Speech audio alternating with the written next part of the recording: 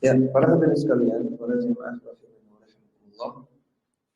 Di kesempatan kali ini kita akan mengangkat sebuah tema yang nampaknya masih jarang dibahas. Itu tentang bagaimana sikap kita ketika dinasehati. Bagaimana adab ketika kita dinasehati. Karena biasanya yang sering dibahas adalah adab-adab menasehati. Adab-adab berdakwah. Sering dibahas seperti itu, namun nampaknya jarang dibahas tentang bagaimana adab ketika menerima nasihat, ketika kita menjadi objek yang dinasihati. Ini jarang dibahas, ya. Oleh karena itu nampaknya karena jarang dibahas, inilah yang membuat kita, sebagian kita mungkin juga saya sendiri, itu menjadi memiliki sikap yang keliru ketika dinasihati. Kalau kita dinasihati marah, dinasihati nolak, dinasihati dendam. Ini bisa jadi terjadi pada diri kita karena kita belum mengilmui bagaimana adab-adab ketika dinasihati. Dan sekedar disclaimer, ini nggak ada hubungannya dengan kasus yang viral-viral, ya. Bagaimana sikap kita ketika dinasihati ini nggak ada hubungannya dengan yang viral-viral. Yang ketawa berarti paham. Ini nasihat buat kita semua secara umum dan juga untuk saya sendiri. Ya, bagaimana sikap kita ketika dinasihati? Yang pertama, hendaknya kita mendengarkan nasihat dengan baik. Biasanya nasihat itu lewat lisan. Jadi orang nasihat kita lewat lisan. Walaupun terkadang juga lewat tulisan. Kalau orang nasihatnya lewat lisan, maka kita dengar dengan baik sampai selesai. Kalau orang nasihati secara tulisan, maka kita baca sampai selesai. Dalam hadis yang sahih, Rasulullah sallallahu alaihi wasallam bersabda, "Idza qulta lin-nasi ansitu wa hum yatakallamun." Kalau kamu ngomong kepada orang lain, diamlah. Sedangkan mereka sedang bicara sama kamu. Orang lagi ngomong, malah kita potong. Malah kita suruh bilang diam. Faqad alghaita ala nafsika. Maka engkau telah mencela dirimu sendiri. Yang tercela adalah kamu yang motor pembicaraan. Hadis riwayat Imam Ahmad dan Musnadnya disahihkan oleh Syekh Al-Albani dalam silsilah sahih. Hadisnya sahih. Maka dalam hadis ini Rasulullah SAW mengarang kita untuk memotong pembicaraan. Termasuk kalau ada orang nasihati kita, jangan potong dulu. Dengarkan sampai selesai nasihatnya. Mau dia nasihatnya benar, mau salah, dengarkan dulu sampai selesai. Lagi pula, bagaimana kita tahu nasihatnya benar atau salah, padahal belum selesai. Belum sempurna kita dengarkan semua. Untuk mengetahui nasihat ini baik atau tidak, benar atau tidak, benar atau salah, kita dengarkan sampai selesai. Syekh Muhammad Nasruddin Al-Albani ketika membawakan hadis ini, beliau menjelaskan. Kata beliau, dalam hadis ini ada peringatan terhadap orang-orang yang kurang penerapan adabnya dalam berbicara dan dalam bermajelis. Itu hendaknya seseorang tidak memotong pembicaraan orang lain ketika tengah berbicara. Hendaknya diam dan menunggu mereka selesai berbicara. Walaupun yang dinasihati ini adalah tokoh di tengah kaumnya. Setelah orang berbicara selesai, barulah kemudian giliran dia berbicara jika dia mau. Dengan adab ini lebih tersampaikan faidah dari perkataan yang diucapkan dalam rangka membahas masalah antara dua pihak. Lebih lagi jika dalam pembicaraan tentang ilmu syar'i. Namun sangat disayangkan banyak orang-orang yang membahas suatu masalah luput terhadap adab ini. Maka hendaknya palingkanlah pandangan mereka terhadap adab ini. Itu adab yang diajarkan oleh Nabi sallallahu alaihi wasallam pada kita semua. Ini penjelasan Syekh Al-Albani rahimahullah ta'ala. Maka adab pertama, kalau kita dinasihati, kita diam dulu. Dan kita dengarkan dulu. dan kita berikan respect kepada orang yang menasihati. Artinya kita hadapkan wajah kita kepada dia, kita tatap matanya kalau itu laki-laki, termasuk sama jenis. Kita dengarkan dengan baik, kita berusaha cerna. Jangan ada orang nasihati malah kita cuekin, ya. Kita palingkan wajah kita, kemudian bahkan dipotong, jangan. Allah Ta'ala katakan dalam surat Luqman, "Wala tusair khaddaka linnas." Jangan kamu palingkan pipimu dari orang umum. Jadi jangan orang ngomong kita kasih pipi, orang ngomong ke sini kita menghadap sana. Jangan. Kita dengarkan dengan baik sampai selesai nasihat tersebut. Kemudian adab yang kedua, ketika nasihatnya sudah disampaikan dan kita sudah dengar semuanya, maka jangan langsung merespon. Kita cerna dulu nasihat dia dan timbanglah nasihat tersebut dengan dalil. Ya, jangan langsung disalahkan, jangan langsung dibenarkan, tapi timbanglah dulu dengan dalil. Dan patokan kebenaran adalah dalil, bukan yang lain, bukan perasaan, bukan banyaknya massa. Kalau yang nasihati masanya banyak, oh betul. Bukan sedikitnya massa juga, bukan keterkenalan yang nasihati udah terkenal, ya mesti benar. Tapi patokannya adalah dalil. Maka kalau ada nasihat, kalau kita melakukan suatu perbuatan, kemudian ada orang yang menganggap perbuatan kita itu keliru, maka jangan langsung responsif. Kita timbang dulu kritikan tersebut, masukan tersebut dengan dalil. Allah Subhanahu wa taala berfirman dalam surat An-Nisa ayat 59. Kata Allah, "Fa in tanaza'tum fi syai'in farudduhu ila Allah war Rasul." Kalau kalian beda pendapat tentang sesuatu, maka kembalikanlah kepada Allah dan Rasul. Kembalikan kepada Allah artinya kepada Al-Quran. Kembalikan kepada Rasul artinya kepada hadis, kepada sunnah. Kembalikan kepada dalil. In kuntum tu'minuna billahi wal yawmil akhir. Kalau kalian benar-benar beriman kepada Allah dan hari akhir, dzalika khairun wa ahsanu ta'wila. Itu lebih baik bagi kalian dan lebih baik kesudahannya. Surat An-Nisa ayat 59. Maka kalau jenengan dikritik, jenengan diselisih, diingkari, dinasihati, maka ini kan munaza'ah, ini kan perselisihan, percekcokan. Nah, ketika terjadi percekcokan, kata Allah, kembalikan kepada Al-Quran dan As-Sunnah. Kembalikan kepada dalil. Jadi jangan dulu direspon, kita cerna dulu nasihat dia, benar apa enggak? Nah, kita timbang dengan dalil.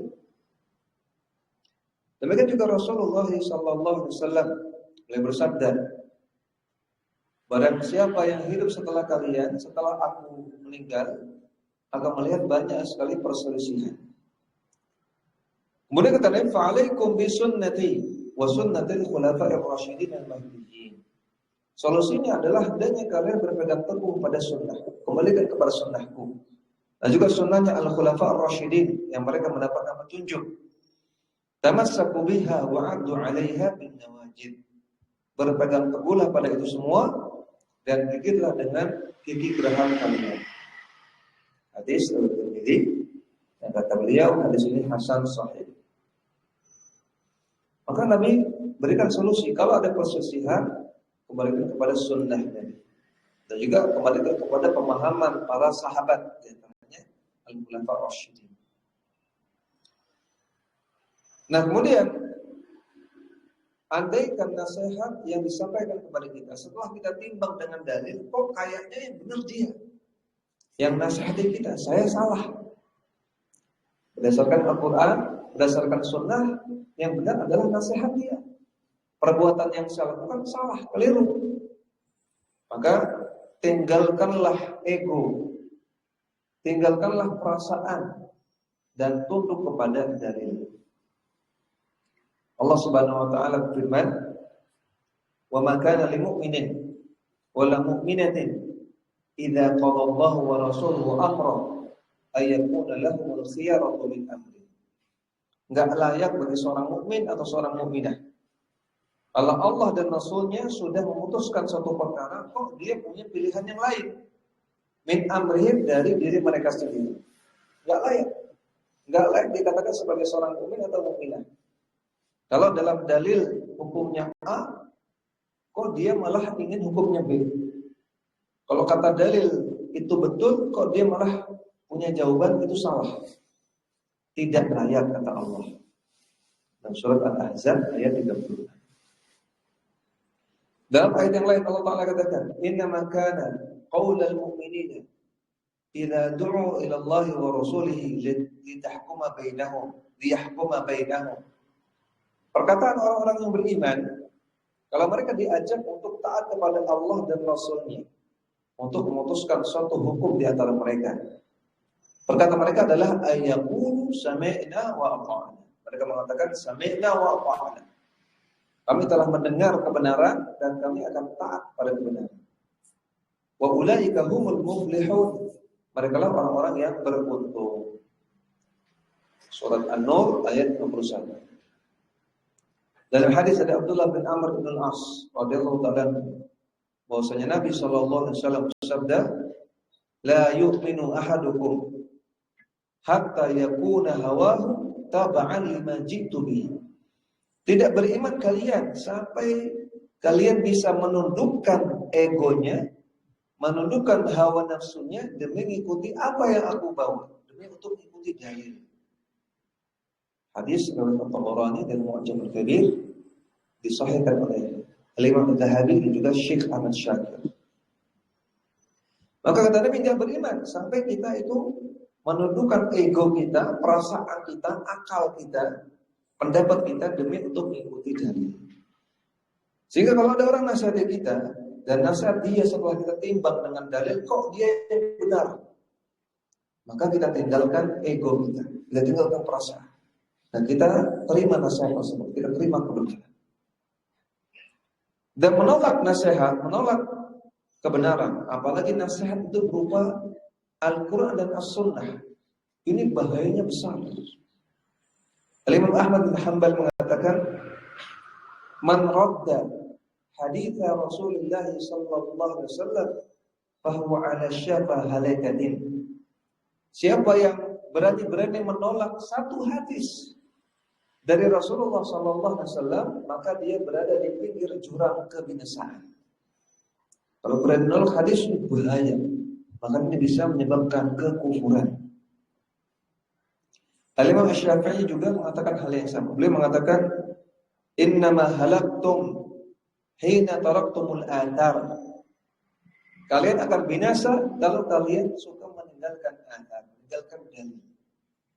Kalau orang yang nasihati, dia bawa dalil Al-Quran atau Sunnah, kok kita malah tolak, kita tidak mau dengar, atau malah kita ingkari nasihat tersebut, maka kita berada dalam jurang kebinasaan, bahaya.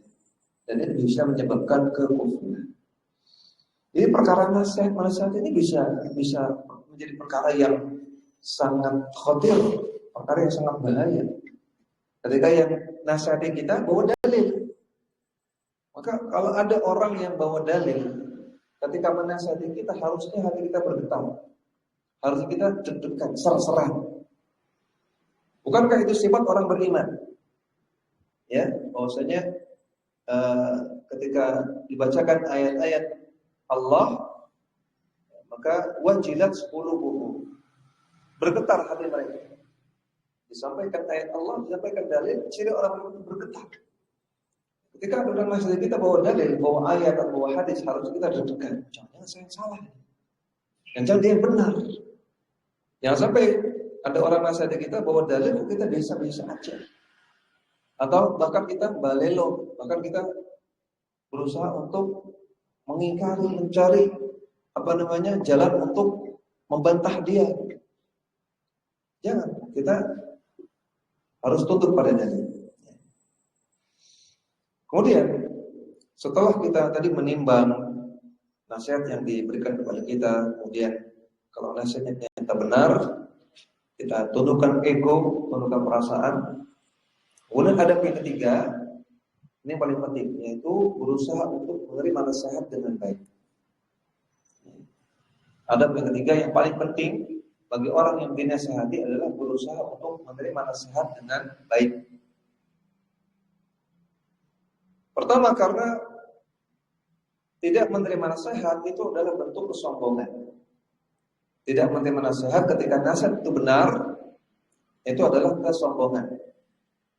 Dalam hadis dari Abdullah bin Mas'ud radhiyallahu ta'ala anhu, Rasulullah sallallahu alaihi wasallam bersabda, "La yadkhulul jannah man kana fi qalbihi mithqalu dzarratin min kibrin."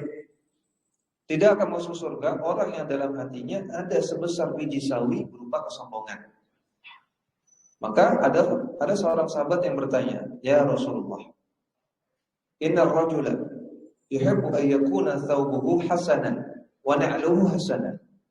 Ya Rasulullah, ada orang yang dia suka dengan baju yang bagus dan juga suka dengan sandal yang bagus. Apakah itu termasuk kesombongan? Maka orang berpenampilan bagus, indah termasuk sombong? Qala, kata Nabi, innallaha jamilun yuhibbul jamal. Enggak, itu enggak termasuk sombong. Bahkan Allah suka, bahkan Allah itu jamil, Allah itu indah, dan Allah suka dengan keindahan. Kemudian kata Nabi, al-kibru, yang namanya kesombongan adalah batalul haqqi wa ghamtun nas. Menolak kebenaran dan merendahkan orang lain. Hadis sahih riwayat Muslim. Maka menolak nasihat yang benar, menolak nasihat yang baik ini adalah kesombongan. Batalul haqq. Menolak kebenaran. Dan akibatnya orang yang melakukan itu diancam oleh Nabi, la yadkhulul jannah, enggak masuk surga. Bahaya. Orang menolak nasihat yang baik, yang benar, orang menolak kebenaran bahaya, bisa terancam tidak masuk surga. Walaupun tidak masuk surga di sini, kata ulama ya, sebagaimana penjelasannya Syekh Mustafa Al-Adawi, hafizahullah taala. Semua hadis yang bicara tentang la yadkhulul jannah, tidak akan masuk surga, tidak lepas dari dua kemungkinan. Yang pertama, tidak masuk surga pada rombongan yang pertama. Itu rombongan yang masuk surga langsung. Jadi orang yang suka nolak nasihat, dia terancam tidak masuk surga langsung. Masuk surganya mampir dulu ke neraka. Baru setelah itu diazab sampai dosanya habis, baru masuk surga. Tentunya di antara kita nggak ada yang mau seperti itu. Walaupun ujung-ujungnya masuk surga, kita nggak ada yang mau mampir ke neraka dulu. Dan ada yang kuat. Kemungkinan yang kedua adalah tidak masuk surga pada jenis surga tertentu. Karena surga ada beberapa macam, ada surga Firdaus, ada surga Adn, ada surga Ma'wa, ada surga Naim. Maka orang yang melakukan kesombongan terancam tidak bisa masuk surga tertentu. Tentunya kita ingin menjadi orang yang bisa masuk surga, yang punya kesempatan untuk bisa masuk surga, semua surga. Ya kan? Masuk surga kita layak, masuk surga Naim kita layak, surga Ma'wa layak, surga Adn layak, apalagi surga Firdaus. Kita pengen terbuka kesempatan untuk masuk semua surga. Kita nggak pengen ada satu pintu surga yang tertutup buat kita. Oleh karena itu jangan memiliki kesombongan. Kemudian menolak nasihat ini akan membuat orang tersebut termasuk orang-orang yang merugi, orang yang mendapatkan kerugian. Karena Allah Subhanahu wa taala mengatakan dalam surat Al-'Asr, "Innal insana lafi khusr." Manusia itu dalam kerugian. Illal ladzina amanu wa 'amilus shalihat, kecuali yang beriman dan beramal saleh, wa tawassaw bil haqqi, dan saling menasihati dalam kebenaran. Ya, tawassaw artinya ada mufa'alah, ada interaksi. Ada yang nasihati, ada yang beri nasihat. Barulah ketika itu terjadi, barulah ketika itu lepas dari kerugian. Ya, kalau yang nasihati niatnya baik, caranya benar, yang dinasihati mau terima nasihat, dia terima nasihat. Makanya orang-orang yang lepas dari kerugian. Nah, kalau tidak seperti itu, orang yang nasihatinya nggak benar caranya, atau orang yang tidak mau menerima nasihat, maka dia tetap berada dalam khusr, dalam kerugian. Walhamdulillah. Kemudian yang ketiga, menolak nasihat itu bukan ciri orang beriman. Ciri orang beriman adalah bersegera untuk menerima nasihat. Di dalam surat Ad-Dariyat ayat 55, Allah Subhanahu wa taala berfirman, "Wa dzakir fa inna dzikra tanfa'ul mu'minin." Berilah peringatan, berilah nasihat. Karena nasihat itu bermanfaat untuk orang-orang yang beriman. Kata Allah, nasihat itu manfaat untuk orang yang beriman. Agar menjadi manfaat kan harus diterima dulu. Nasihatnya diterima, kemudian direnungkan, kemudian menghasilkan perubahan, manfaat. Dan ini hanya dilakukan oleh orang-orang yang beriman. Berarti orang yang menolak nasihat dipertanyakan keimanannya. Ya. Ciri orang beriman adalah menerima nasihat.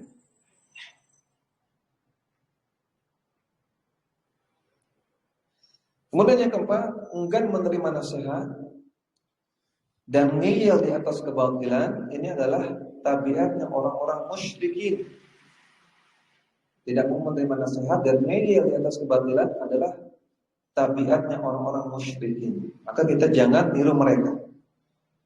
Allah Subhanahu wa taala berfirman, "Wa idza qila lahum ittabi'u ma anzalallahu." Ketika dikatakan kepada mereka, ketika mereka dinasihati, orang-orang musyrikin dinasihati, ittabi'u ma anzalallahu, ikutilah apa yang Allah turunkan, ikutilah dalil. Maka qalu, mereka mengatakan, bal nattabi' ma alfaina 'alaihi aba'ana. Tidak, kami akan mengikuti apa yang telah digariskan oleh kakek moyang kami.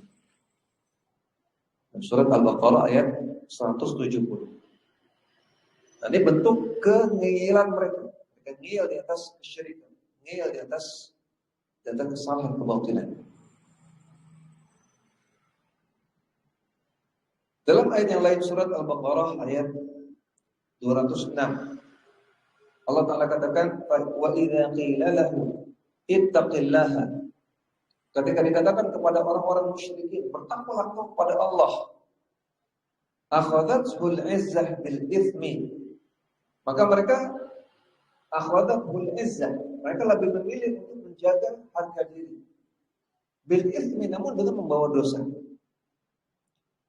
Kata Allah, fahasbuhu jahannam, maka cukuplah bagi mereka neraka jahannam, wala bi'sal mihad, dan itu adalah seburuk-buruk tempat kembali.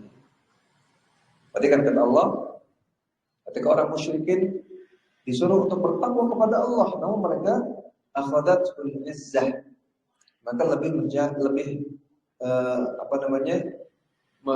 lebih memilih untuk menjaga harga diri mereka, tidak mau menerima kebenaran, takut namanya rusak, takut tercoreng, takut nggak terkenal lagi, takut nggak laku lagi. Mereka memilih izzah, tapi bil ismi, dengan membawa dosa. Dan Allah ancam orang seperti ini, fasbu jahannam, cukuplah bagi dia neraka jahannam, wa bi'sal mihad, dan seburuk-buruk tempat kembali. Maka ngeri sekali orang-orang yang tidak mau menerima nasihat. Maka wajib bagi kita semua untuk menerima nasihat sepahit apapun itu. Dan kita niatkan kita terima nasihat untuk mengikuti kebenaran, untuk mengikuti Allah dan Rasulnya, untuk merujuk kepada kebenaran. Maka ketika kita menerima nasihat dengan niat seperti itu, dapat pahala. Kemudian adab yang keempat, hendaknya ketika ada orang yang menasihati kita, baik nasihatnya benar atau salah, hendaknya kita berterima kasih, hendaknya kita bersyukur kepada dia. Kenapa? Karena adanya nasihat adalah bentuk kasih sayang. Kalau ada orang nasihati kita, maka sejatinya orang itu sayang sama kita.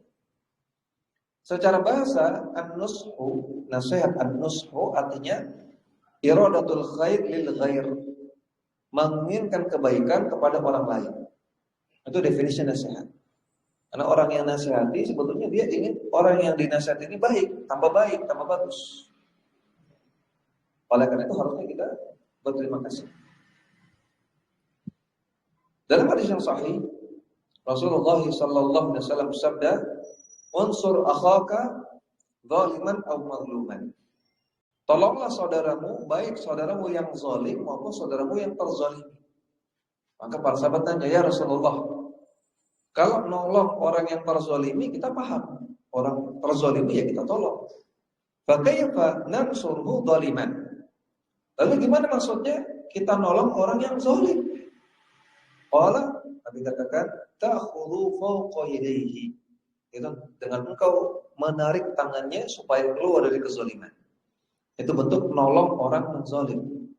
Nolong saudara yang melakukan kezaliman dengan cara kita ambil tangannya, kita tarik supaya keluar dari kezaliman.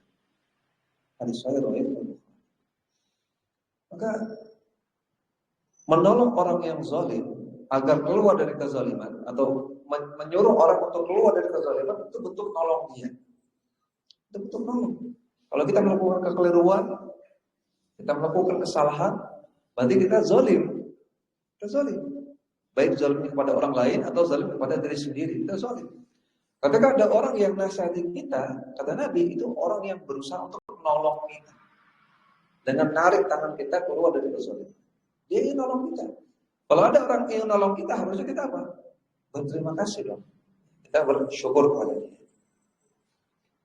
Oleh karena itu, Umar bin Khattab radhiyallahu ta'ala anhu, yang perkataan yang masyhur dari beliau diriwayatkan dalam Syiar A'lamin Nubala oleh Imam Zahabi, bahwasanya Umar bin Khattab kalau dinasihati orang lain, beliau mengucapkan rahimallahu imra'an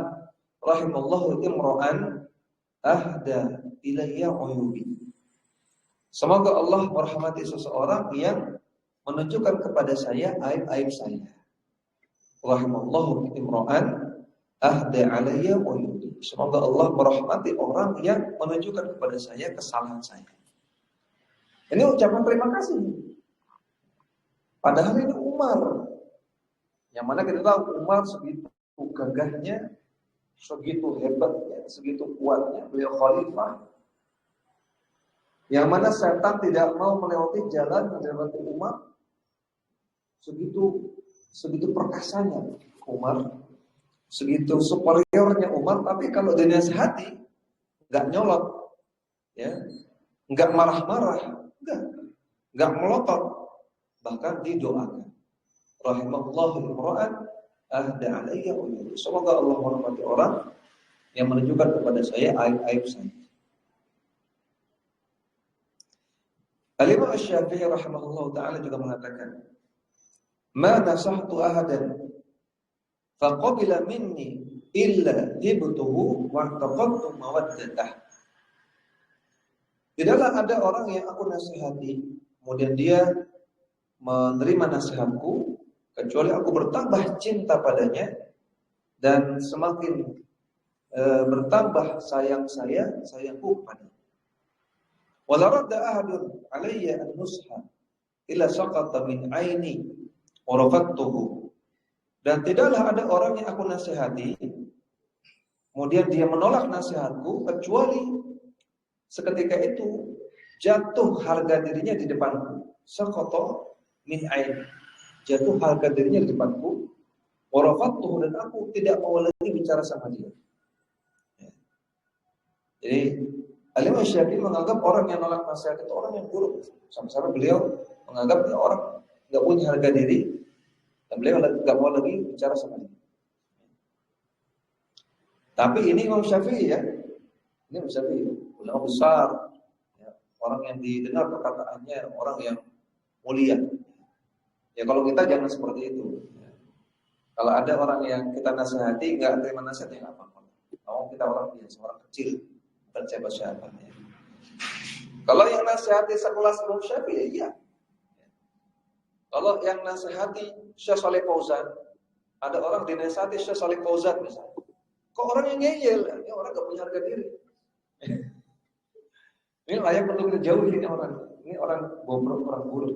Tapi kalau yang nasihati saya, yang nasihat jenengan, dia nggak menerima nasihat ya sudah. Jangan dijauhi, lain kali nasihati lagi. Kemudian para jamaah sekalian rahimanallah,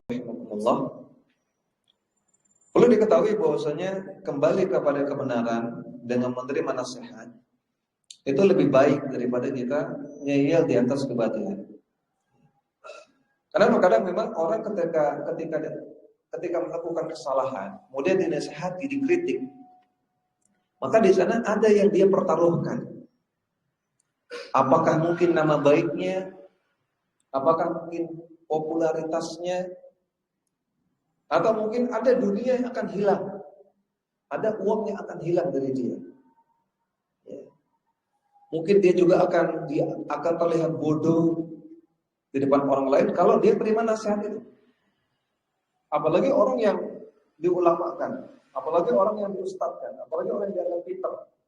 Ketika dia melakukan kesalahan, kemudian dikoreksi oleh orang lain, maka kalau dia terima nasihat, oh iya saya salah. Bisa jadi dia akan dianggap bodoh sama pengikut. Wah, ternyata selama ini saya keliru. Saya kira ulama, ternyata bodoh. Ternyata melakukan kesalahan.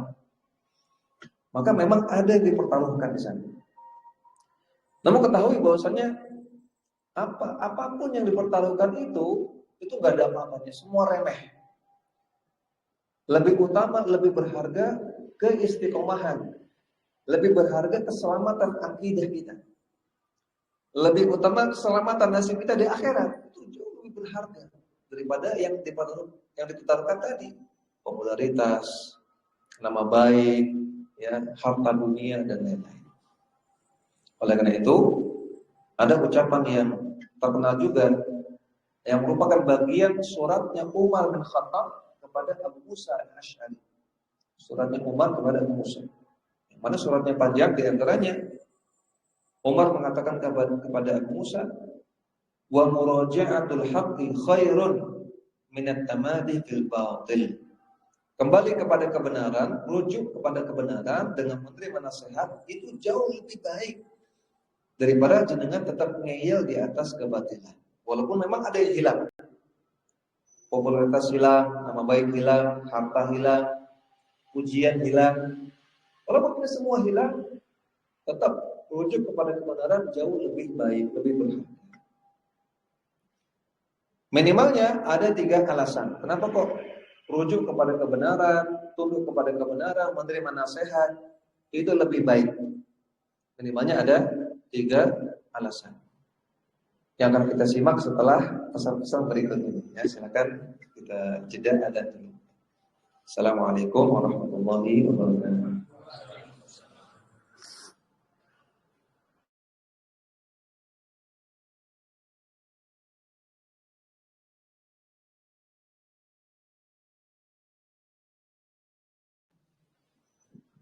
Assalamualaikum warahmatullahi wabarakatuh. Alhamdulillah, wassalatu wassalamu ala Rasulillah. Ada 3 alasan kenapa rujuk kepada kebenaran, kita kembali kepada kebenaran, menerima nasihat yang benar jauh lebih baik daripada ngeyel di atas kebatilan, walaupun kita akan kehilangan banyak perkara. Yang pertama, karena dengan rujuk kepada kebenaran kita akan mendapatkan ridha Allah Subhanahu wa taala. Walaupun kehilangan ridha manusia. Kalau kita ngaku salah, kita ngaku keliru, mungkin kita kehilangan ridha manusia. Kalau orang nganggap kita bodoh, kalau orang tidak respect lagi sama kita dan seterusnya. Tapi dengan demikian kita mendapatkan ridha Allah. Dan dalam hadis yang sahih Nabi mengatakan, "Man iltamasa ridallah bi sakhatin nas, kafallahu mudatan nas." Siapa yang mencari ridha manusia, siapa yang mencari ridha Allah, walaupun orang-orang tidak suka, maka Allah akan cukupkan dia dari beban manusia. Wa man iltamasa ridhan nas bi sakhatillah. Sebaliknya orang yang mencari ridha manusia namun dengan membuat Allah murka. Wa kalahullahu ilan nas. Maka Allah akan bebani dia dengan manusia. Dia akan terbebani dengan manusia. Dia akan merasa untuk mencari ya validasi orang, mencari pujian orang, mencari apa-apa yang orang suka, akan terbebani. Dalam riwayat yang lain Nabi mengatakan man iltamasa ridallah bi saqatin nas radhiyallahu anhu wa arda anhu nas. Siapa yang mencari ridha Allah walaupun orang-orang enggak suka, maka Allah akan ridho kepada dia dan Allah akan buat orang-orang juga ridho kepada dia. Untungnya dua kali. Cari ridho Allah walaupun orang-orang enggak suka, untung dua kali. Ridho Allah dapat dan nanti di akhirnya ridho manusia juga dapat, walaupun awal-awalnya manusia nggak suka, tapi nanti di akhirnya dia akan mendapatkan ridho manusia juga.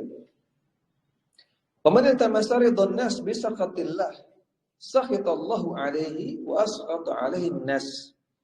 Sebaliknya orang yang mencari ridho manusia dengan membuat Allah murka, maka Allah akan murka kepada dia dan Allah akan bikin orang-orang juga murka kepada dia. Ruginya dua kali. Ya, memang orang awal mungkin suka sama dia. Ya, kalau dia tidak terima nasihat, tidak terima kebenaran, mungkin harga diri terjaga. Ya, popularitas terjaga. Awal-awalnya orang suka sama dia. Tapi Nabi katakan Allah akan murka kepada dia dan Allah akan buat orang-orang murka juga kepada dia akhirnya. Rugi dua kali. Hadis riwayat Tirmidzi, Ibnu Hibban dan yang lainnya disahihkan oleh Syekh. Ya, maka yang pertama, kenapa kita harus rujuk kepada kebenaran? Karena rujuk kepada kebenaran akan mendapatkan ridha Allah.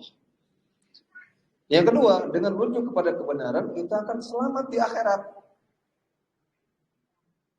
Kita akan selamat dan juga selamat di dunia. Kalau kita terima nasihat yang benar, kita ngaku salah, maka selamat kita di akhirat juga di dunia.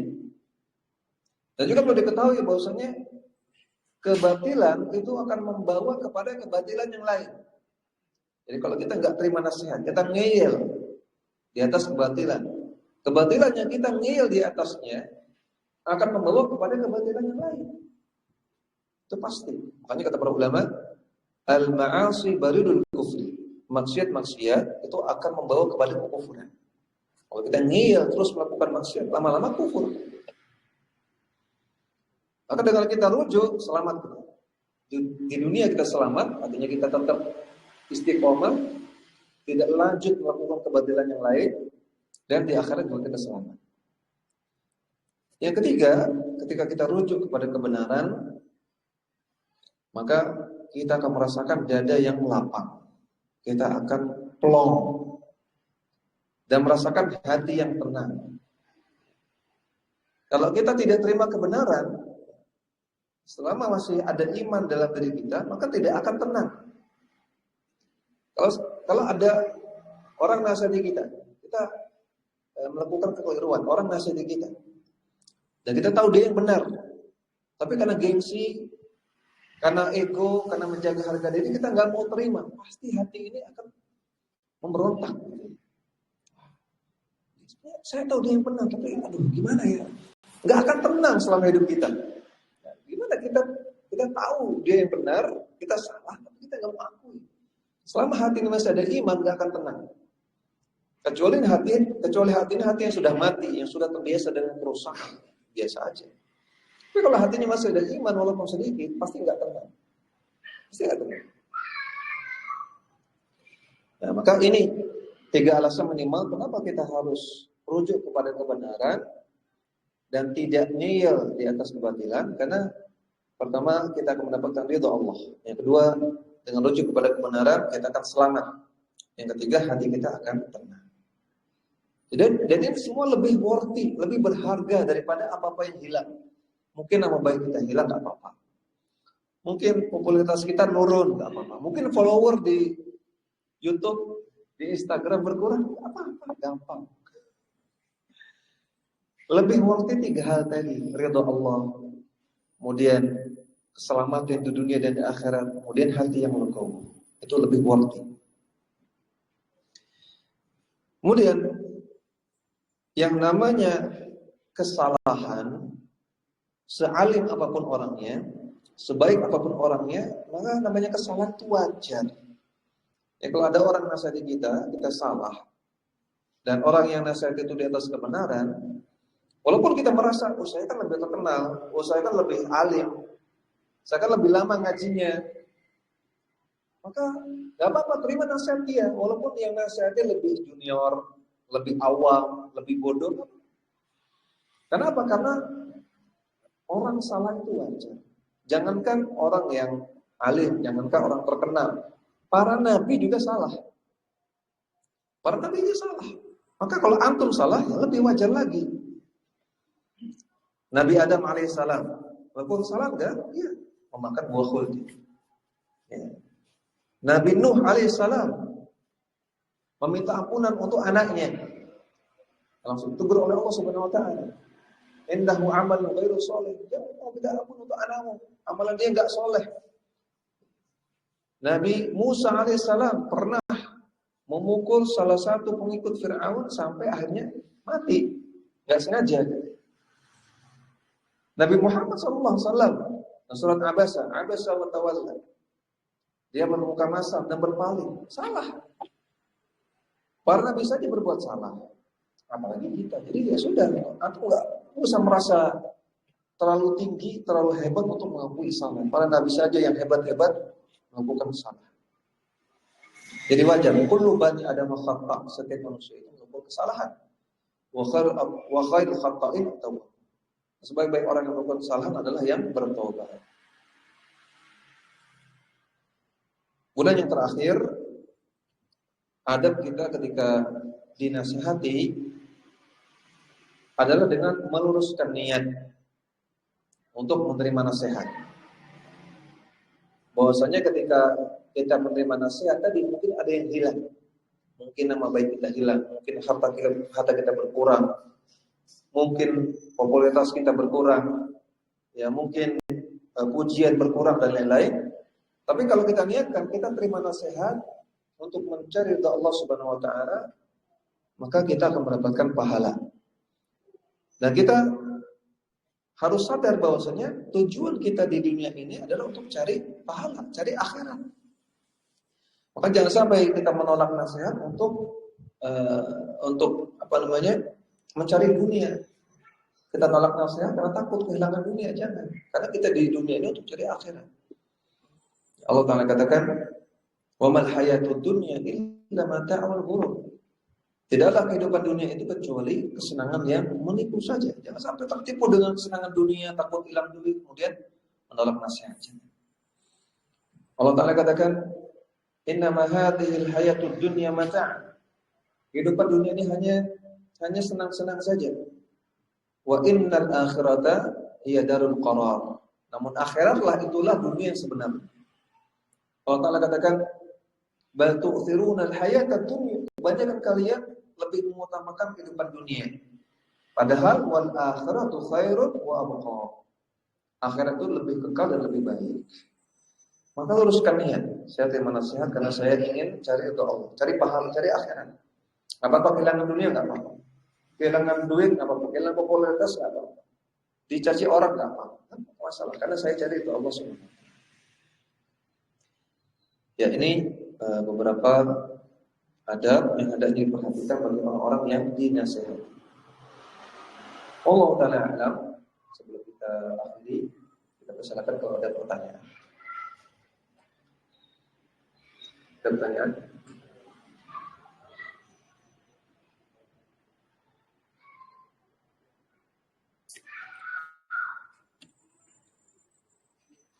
Ya, kalau tidak ada, mungkin satu poin lagi saya tambahkan. Bosnya tadi ketika orang nasihati, maka jangan langsung kita respon. Namun kita timbang dulu dengan Al-Quran As-Sunnah. Kita timbang dengan dalil. Nasihatnya benar atau tidak. Kalau benar maka wajib kita terima, walaupun pahit. Nah kalau nasihatnya salah gimana? Kalau nasihatnya salah, maka boleh kita bantah. Boleh kita sanggah. Dengan kita ajak diskusi. Jadi enggak mesti setiap nasihat harus langsung diterima. Dan ya.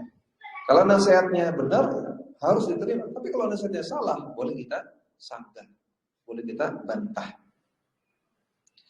Seperti Aisyah radhiyallahu taala anha, ya, ketika disampaikan hadis Nabi SAW bersabda bahwasanya setiap yang dihisab pasti akan diadab. Man husiba udziba. Setiap yang dihisab pasti akan diadab. Maka Aisyah protes. Aisyah menyanggah, "Wahai Rasulullah, bukankah ada orang yang mendapatkan hisaban yasira?" Berarti enggak semua orang yang dihisab diadab dong. Karena kan ada yang hisaban yasira akan mendapatkan hisab yang ringan. Nah, ini bentuk diskusi. Boleh enggak? Boleh. Ya, tapi tidak melalui, Aisyah, kok kamu melawan saya? Kok kamu nyanggah saya? Kamu kok merasa lebih pintar? Nah, Nabi jawab, bukan begitu Aisyah maksudnya. Innama hiya al-ardu, yang tidak dihisab dan tidak diadab adalah yang mendapatkan hisab namanya al-ardu. Al-ardu bukan pakai alif, ya, pakai ain, al-ardu. Al-ardu adalah ketika orang dihisab, kemudian dia ditampakkan amalan-amalannya, bahwasanya fulan kamu melakukan ini. Kamu melakukan amalan ini pada hari ini, di tempat ini. Apakah kamu akui? Maka kata orang ini, ya Allah saya akui. Saya melakukan ini pada hari ini, tempat ini. Sudah kamu langsung masuk surga sana. Cuma dipaparkan amalannya, tidak ditanya jawab, tidak ada tanya jawab, kemudian langsung disuruh masuk surga. Itu namanya hisab yang tidak mampir ke neraka dulu, masuk surga. Dan itulah hisaban yasira. Jadi hisaban yasira adalah hisab yang tidak ada tanya jawab. Adapun dalam hadis Nabi, man husiba kutiba, siapa yang dihisab, dia akan diadab. Ini maksudnya hisab yang berupa munaqasyah. Tanya jawab, dia fulan, kamu pada hari ini, pada jam ini, di tempat ini melakukan ini. Kenapa? Kenapa kamu lakukan? Kan kamu tahu ini salah. Nah, ini tanya jawab. Nah, setiap orang yang akan mengalami itu pasti akan diadab. Nah, jadi ini bentuk diskusi antara Aisyah dengan Rasulullah SAW.